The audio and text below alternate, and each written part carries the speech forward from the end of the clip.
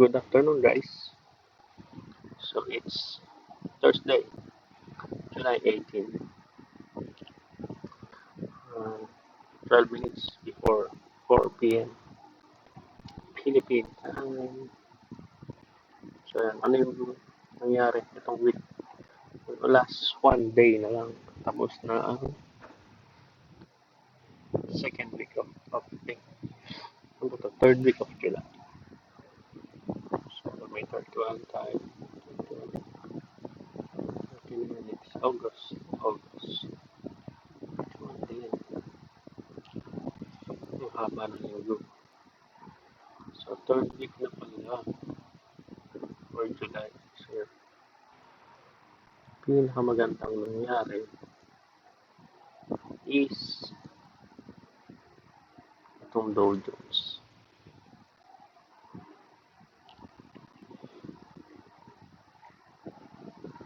Yun. So, all-time high. It's breaking a new all-time high. May retest yan. May pullback yan. So, going up. Pero yung pullback. So, ito. Mga dito. May gap. Fair value gap. Sakto naman sa retest. So, impulsive, corrective. Sa another higher high, higher low series. So, pinalo niya yung kinahak ni Nasdaq and SPX. So, sila kasi nauna silang nag all-time high. Itong Nasdaq, lalo itong Nasdaq. So, nag-correct siya kagabi ng matindi. 3% down.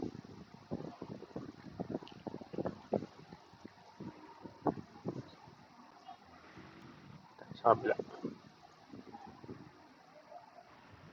So, drop down. Nasdaq. Pati si SPX, nag-drop down din. So, nauna talaga itong si Nasdaq and SPX. Magkasabay sila. Pinakahuli si Dow Jones. So, pinafollow niya yung ginagawa nitong dalawa. So, si Dow Jones yung malakas ngayon. Pero magpo-pullback na. Healthy pullback. So, si dollar, meron siyang major sign of weakness. So, ito. Kahapon, yung closing niya is bearish. So, July 17. So, nagkaroon siya ng bagong low. Right? Nag-close sa ilalim. So, ito yung uptrend niya. So, nagkaroon dito ng secondary test. So, tinitignan ko na to as a trading range na to is a distribution market structure. So, sideway na to. So, yun. I'm expecting a series of lower low and lower high. Tapos babalik dito. Pwede na itong magkaroon dito ng isang mabubutas na to. Major sign of weakness din sa trading range. Ito, major sign of weakness sa uptrend. So, I'm looking at here, dito or dito. Lower high. Nagawa siya ng lower high. So, bahala siya yan. The anticipation ko is distribution. So mataas naman ang inangat yan. Why distribution? So, yun nga. Pag nakita nyo yung Fed Watch data, refresh ko lang. So, mabagal sa internet na ngayon. Dahil nag-maintenance naman si PLDT. Nakakulik ako sa Converge. Wait lang. Makita ko sa inyo yung nagbago sa FedWatch. So dati, mga previous meeting ng Federal Reserve, November pa yung earliest start. So November pa nun. So ngayon, July pa. July, so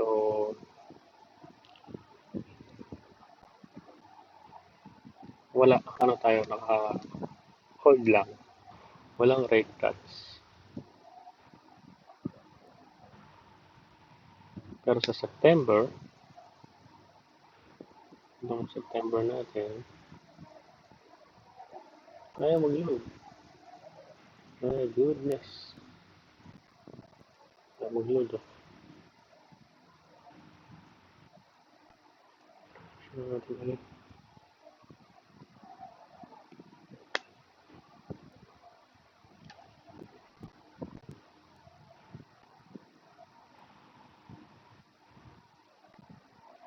Kaya ito ang picture nito. Ito.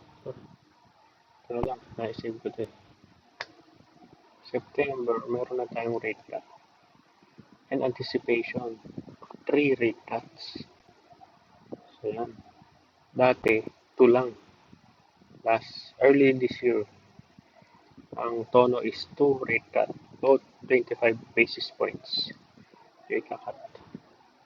So ngayon, after nung mga meeting ni Powell sa House and sa Senate, so tapos lumabas yung inflation data ng US, nagbago ulit yung decision nila from 2 rate cuts na 25 basis points each na anticipation na nila na 3 rate cut for this year. So from 2 to 3 rate cuts, 25 basis points each. So yan. So yun yung bullish narrative sa, sa market. So bullish siya sa equity market. So ayaw mag-load.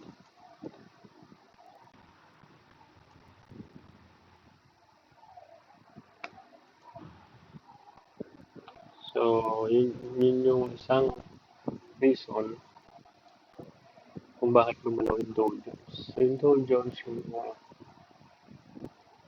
second liner to third liner ang gagalaw niya. So,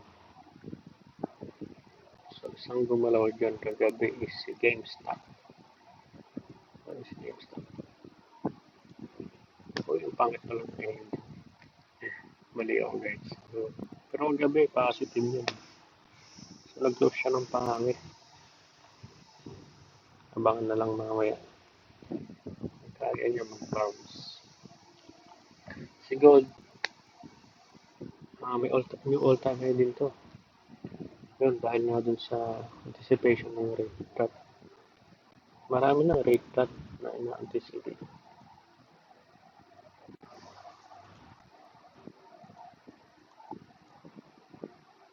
Nasaan na yun?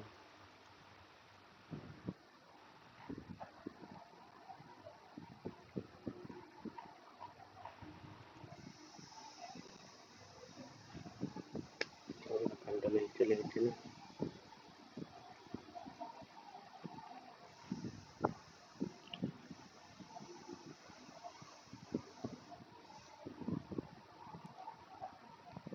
Ayun, anticipation ng rate cut. Si Gold is trading at yung all-time high. So versus the dollar, nasa baba si dollar. Yung signal po ng Wi-Fi, isang bar lang. Ang hirap na internet. LDT. Maintenance. 36 hours. Visit. So yun. Sa US, nag-correct na yung Nasdaq and SPX. Si Dow Jones naman, ang bida. So mamaya, pre-market na maganda ito mamaya. Sa OPSE, balik na OPSE. So yun. So sa weekly, makikita natin to. Ito yung range niya. Since pumasok sa range ng 2012. So 2024 na. 12 years. Nasa range niya. Diba? Sa November, 12 years na. nandito siya sa range. So, ito yung pandemic. So, ito yung UTAD. So, meron tayo dito uptrend. Yan. So, gumagawa siya ng low. Mag-break niya. Diba? So, yan yung mga trend line niya. Na-break niya. Gumawa ng low dito. So, break niya ulit. Yun may correction. So, yun na yung sign of weakness. Bumababa yung trend. Karoon ng new lower low. So,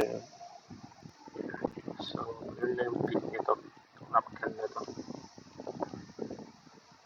Markup distribution.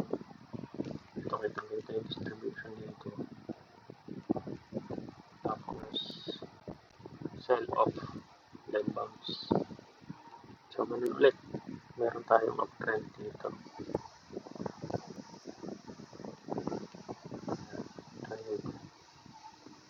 So, ito, sign of weakness.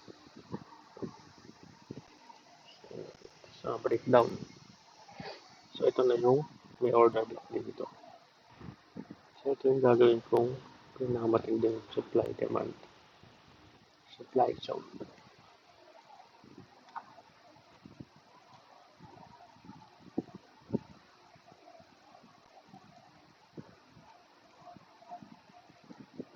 Ano mapindot sa meeting? Bakit? So, mapindot eh. So, yan. Hindi pa tayo nag-trade above dyan. For how many? April 2022. So, 2024. 2 years. 2 years. Maybe 2 years na. So, dito sa sideway market. So, yan. So, may buyers dito. 6,000. May buyers. Ito naman yung order block nun.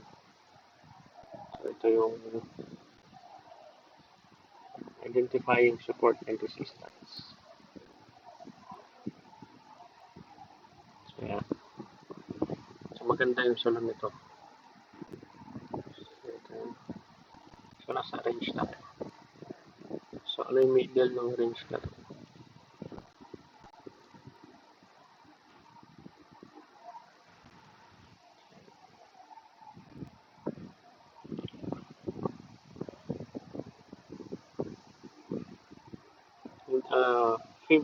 Fib to, pero lang setting. 25%, 25%, 50%. 25, 50, 75%. Percentage. So, ito yung mahalaga sa akin. Na hindi naging resistance to 6,582. Hindi tayo nagkaroon ng weakness pababa. So, ito strong na to sa akin. So, we're gonna test this one. Yan, ito test to. Yan, test ng price to. Yung supply dito. Pero, hindi tama yung ating anticipation. So, preliminary sale. Preliminary support. Semi-climax. So, ito yung secondary test. So, ito yung LPS. So, LPS.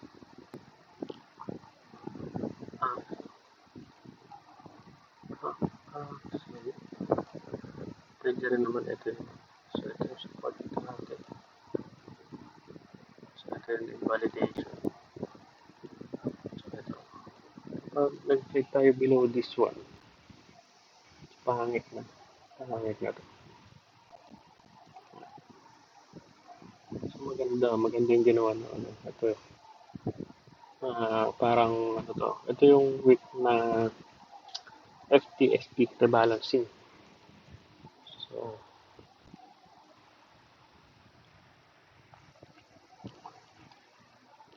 pwede siyang spring, di ba? Kasi ito ang unhealthy price action tong weekly. Impulsive, tapos walang correction. Nag-range lang, tapos another leg up. So ito mo, mukhang minitigig niya yung orders nito. Itong malaking candle na to. Yun. So, nangyari yan nung FTSE rebalancing. So, ito yung mga key support. So, ito yung mga key support na kapag nag-trade below or karoon ng weakness, walang bumibili. So, may ibang anticipation for the market. Ay, mapupunta sa bearish. Yung point of view ko. Pero habang ito, na-break niya itong 6582, this is strong. Yeah. May mga sellers dito. So, ito rin, ito. Isa rin to sa big zone. 66. So, if we do not close below this one this week, 639, so bullish yun. Continuation yung bullish na anticipation ko. So, pwede natin itong, yun, pwede na siya mag-trade above this one. Pag ito trade above, everything 80%, 70 to 90% na stock sa PSE. Makikita mo lahat yung kulay green. So this is hindi naman once in a lifetime, pero napakagandang opportunity yung mga ganitong move, yung mga ganito, yan, yung markup na masasakyan. So yun, kung ito yung mahaba nating trading range, then we see this another one, like this one, yung ganitong upside. So yan. So kalahati lang siguro. Kalahati lang. 5,000, diba? So wala pa tayo nakita ganun na markup. Ito, markdown din. So nasa range lang siya for the 12 years or growing to 12 years this November. Trading range. So mangyayari ba ulit to? Yan ang tanong. Itong markup na yan, itong markup na to, itong markup na to, itong markup na to. So ito ba yung kasunod niya? Markup na at hindi. 12,000 muna. O pinakamalapit yung ano. Pero mag-all time high yan. Magkagawa ng yung all time high. Pag nagkaroon, ito yung accumulation zone. Tapos yung markup niya, lalagpas yan dito sa previous high. Yung previous all time high. Gagawa yung bagong all time high. And then we'll make a correction. Yan parang ganun. A correction. So, kung meron akong mentor nun na senior, naabutan niya to. Sumuhay na siya dito. Yeah, 2,000.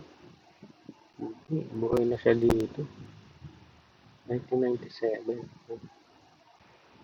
Buhay na siya dyan. Nasakyan niya na yun. Nasakyan niya yan. Nasakyan niya rin to. So another, for the fourth time, masasakyan niya itong another leg up. If this will be a complete accumulation of white opportunity. So yun. So for me, first time ko kung sakaling makasakay ng ganitong market, ng ganitong bull market or market. Yung excited that might happen to PS. So yun, itong maganda yan. Yan yung mga life-changing event sa stock market. So, ito yung basta itong week, for the short term, tignan natin short term. Itong week sana hindi mag-close below this one, 6629.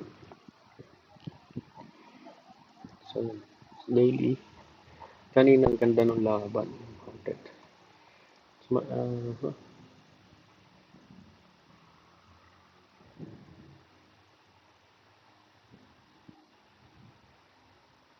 may downtrend to dito. Spring. Tawag sa AR. STB.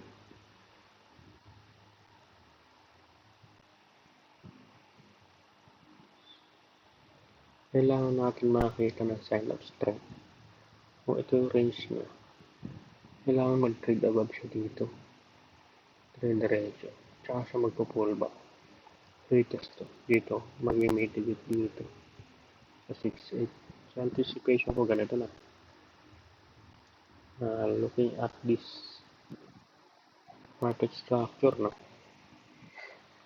So, ito na yung higher high, higher low.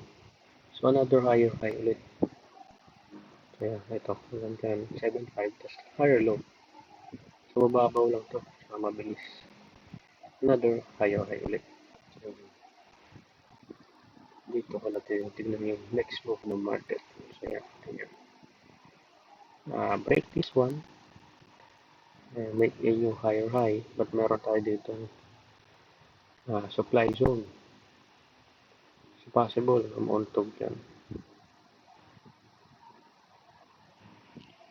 7.5. Tapos, pullback. So, ito, i-retest to. Ito, i-retest or dito. So, tapos higher high. Tapos higher high ulit. So, higher high, higher low, higher high, higher low. And all-time high. Next. So, manipis na to. So,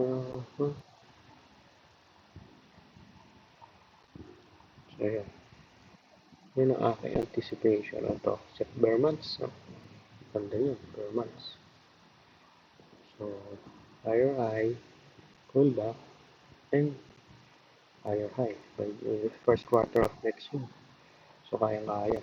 Tapos, mag-range ulit. Possible mag-range. Parang ganito. Mag-range dito. Tapos, diba, ano yan? Yun yung susubaybayan. Kung it is a reaccumulation or distribution. So, yung babantayan. So, ngayon, uh, wala na tayong channel downtrend. Downtrend line. So, wala na. Pag-break na siya. Yun. Meron tayong supply zone dito. Supply zone ito.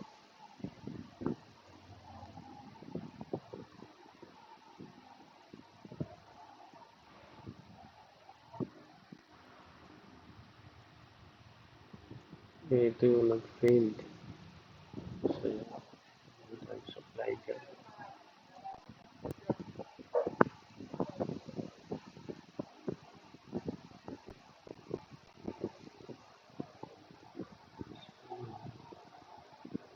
Oh, no. 100. Hintay, 100. 50 nga. Ayun pa rin. 20, 30, 40. So, yan. Ito yung supply zone. Kailangan natin i-break. So, bukas, malalaman natin. Immediate supply zone. Ito, ayan. Tapos, next nyo, so ito na, ito na.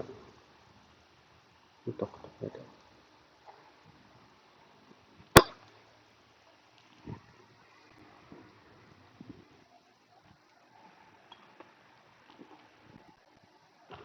Today, walang internet. Today, meron tayong net foreign buying na 385. Yesterday was 700 plus million. Good thing. Good sign. Makakapal yung net foreign buying.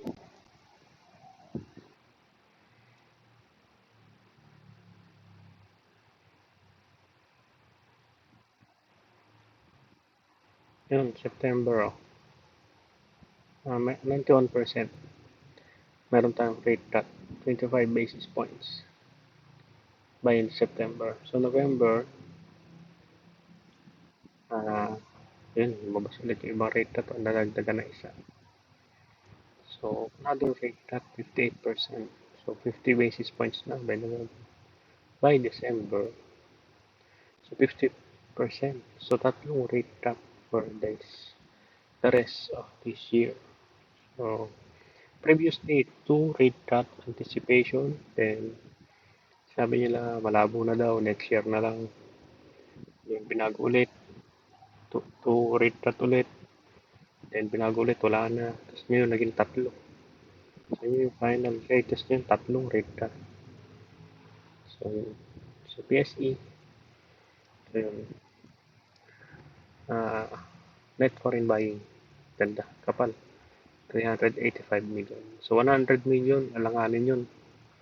Baka hindi foreign yun. Pero yun, 385 may foreign dyan. So,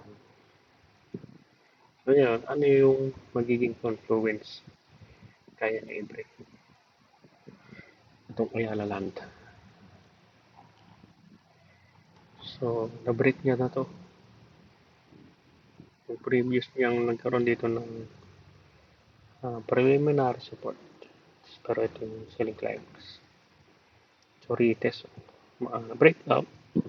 Ito yung supply. So, breakout. Then, retest. So, grabe yung volume niya.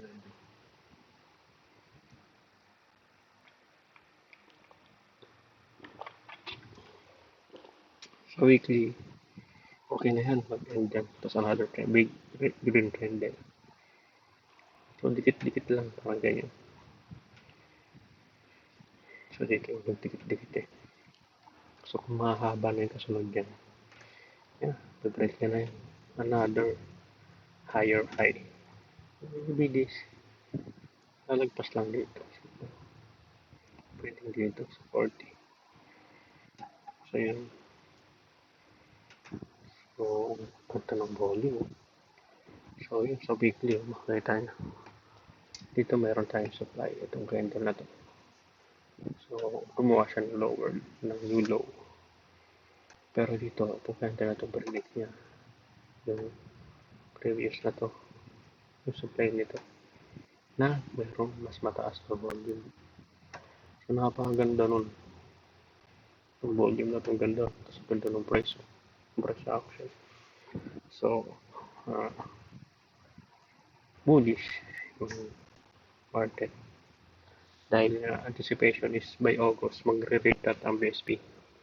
So, property sector yung pinaka maapektuhan ng maganda. So, downtrend channel, this one.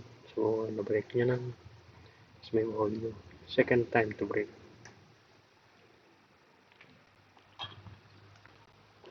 This size of strength nyo. Tapos, retest. So, tanong na lang, gano'ng kataas yung next na higher high? So, asan yung next na higher high?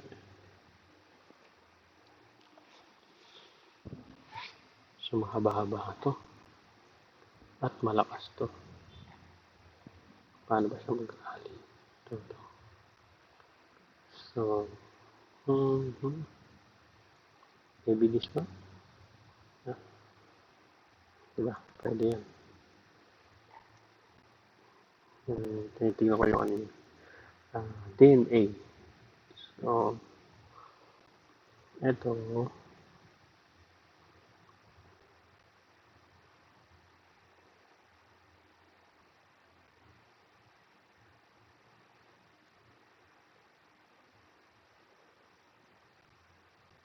ito yun. Dito tayo. So, yun. Markup, pullback markup. So, yun. Mga ganito. Ganito yung 300%. Diba? From here, 300%. 100 no? Whole number. possible, no? Pero dito magte-take profit na tayo. Pag nakakita ko na ganito yung policy, ano, sayang yan. Sayang yung panahon. Bumababa. So, hanap ng ibang stock. Dito, sakyan muna natin to. So, ito kasi magkakaroon to ng accumulation to. Markup, pullback markup. So, yun na yun. Tapos, magkakaroon yan ng reaccumulation or distribution. So, hindi na natin sasakyan yun.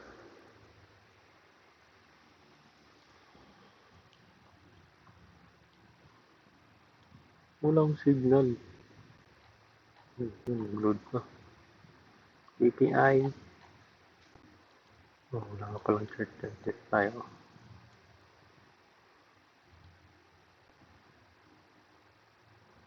BDO, BPI.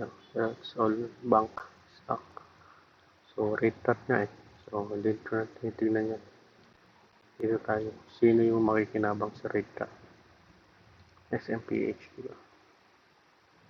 Property. Then, so, ito yung market structure niya. So, nasa spring.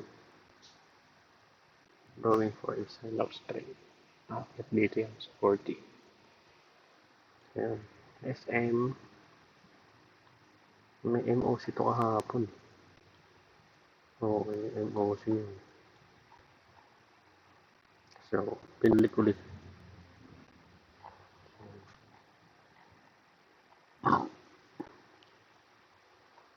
So, ang mahalaga na break to. Itong supply. So, 900. So, ayan, okay na. Kahit mag-end dyan this week. Mag-end dyan. ICT. ICT is the alpha. Alpha yan. Alpha. ICT. Alpha. The alpha. Yung mga stock ni Rason is mga alpha sa PSE. Ayan. DDCAP. Toyota. So, looking good. Ganda ng market structure. Higher high, higher low, higher high, higher low. Saan ito maganda sakyan? Kapag malapit niya natin i-break.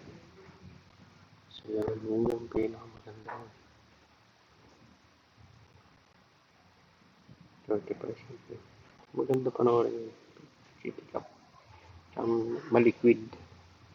So, na-trade to din yun. Pero yung property muna. URC malakas din, no? Ito yung mga conglomerate na ba yung JGS. Yan. Malakas yung URC. Dahil nagkaroon, bumabawi na yung peso. So, isang factor. So, bumaba yung peso. AC yan. Isa sa nasa baba. So, yan, below 600. Ako yung bulit yan. Yan. Kasi, babawi yan. Naka-bounce na yung peso. Philippine peso. So, ito, so, nakabalik sa range. So, yan. Meron kong double top. Kapag ito, nag-continue na pula. Nasa weekly.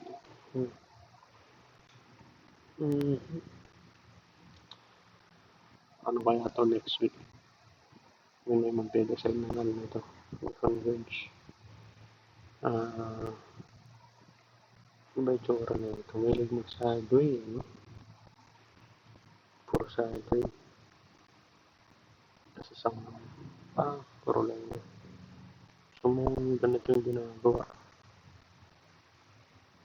Markup. Tapos nagsa-sideway lang.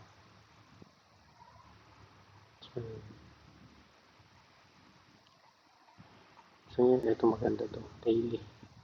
If magkakaroon to ng green bukas, magandang pasukan. Kasi bukas ang ating accumulation nandito na siya sa LPS or BU. SCC, ayoko rin ng mining. So, yun, legit ng candles. So, pag ganyan, avoid. KFC yan. Ganda ng ending nito. So, yun. Binubuhusan, pero nag-e-end siya on a bullish candle. So, may mga buyers eh. So, kailangan nyo lang ma-break to. 2 candles dito. So, ito yung uh, invalidation pag nag-trade below. So, nagkaroon ng bounce. Ang ganda naman. So, higher high, higher low.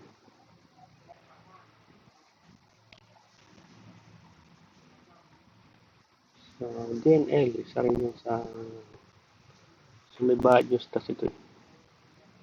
Ito bad news, pero hindi naman siya nag-break at low. Ito yung bad news nito, itong araw na to. Pero wala siyang new low, di ba? So, bumili tayo. Yan. Asin, medyo gumagalaw. Nagpapakitang gilas to. Pwede na i-break yan. Tapos babalik. So, wala tayong hawak yan. Dito pa lang benta. So, yun, na-miss na natin to. So, high risk na kung papasukan to. At kung bumaba dito, gumawa ng higher low. So, dito ka pumasok. Nag-range. So, ito yung avoid mo kung ganitong stock.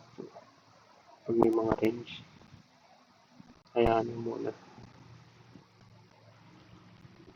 Yung WC, rason din, ito rin, alpha rin yan. Pero yun, nag-change character na.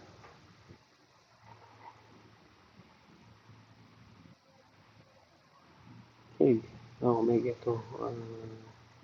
Maganda yung double bottom nito. Double bottom. Parang triple na. Pero double bottom lang. SPNet.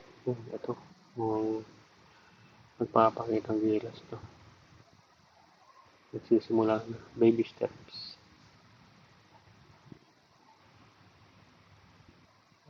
AP maganda rin. So, meron itong downtrend channel. TT Monde. Ito kasi mayroon kay Monde. Liit mo kaya news eh.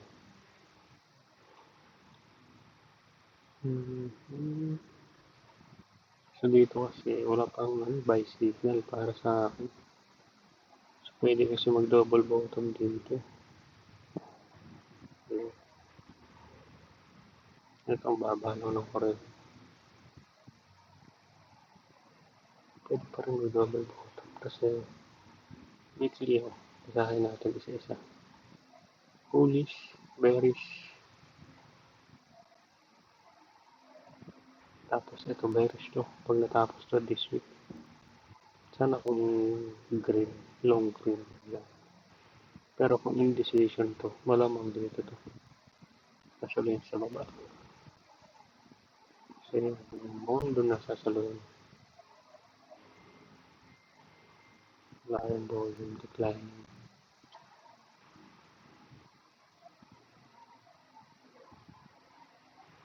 Nickel, nakang pangit nito. New low, new all-time low. Low. So yung mining, avoid ako sa mining. Sa mga bear months na yan. So yun, ang pinakamatindi talaga yun is property sector. Summary. Mining, property, holding, finance,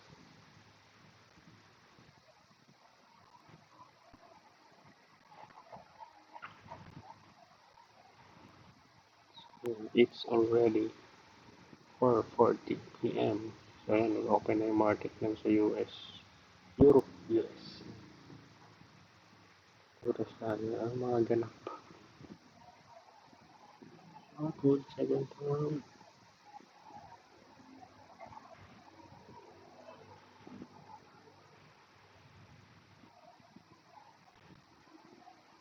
Mga ganap na balita sa Twitter. Mga trending silver. Tingnan natin yung silver. Silver. Uy,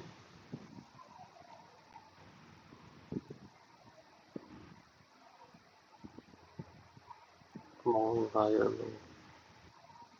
Mukhang magkukurat yan.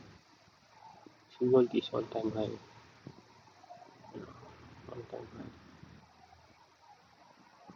Orange silver. Hmm. Puro higher, high, higher low, no? Kaso mukhang double top to. Ito may range na siya. So, antay na lang yan, yung range. Kasi magbe-break. So, ito. Trading range. So, pag may mga trading range, just wait. Papakita ko saan siya magbe-break. Yung parang ginawa ko sa gold. Di ba? Meron tayong demand, supply. Kaya mo muna siya mag-range. Pag establish na yung market structure niya, doon na maganda pasukan ng entry. Ito yung maganda, double bottom. Bitcoin, Bitcoin ganda oh, 60k, 60. Sana mag-retest dito sa 60k. Mukhang mag-retest naman siya dito. Passive, protective, tapos para healthy. Healthy yung upside. Going up, higher, higher, higher, low, higher. So, mukhang correction dito yan. Pabalikan dito sa blue na box. So, this time siya are not a new Cold War. Potential verdict what says. So, tagal na. Ilang pong taon, ilang dekada na yung US-China tension na.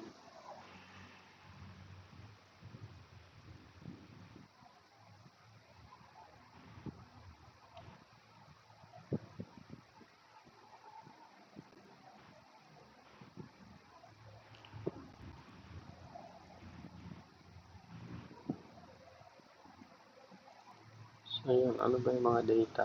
Thursday.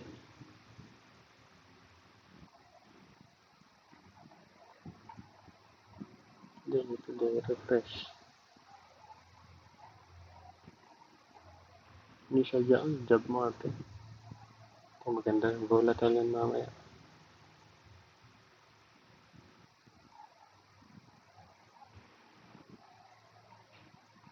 Ito mga dito. Correction, kinentry. Itong kulay MA na to. Na yellow, orange.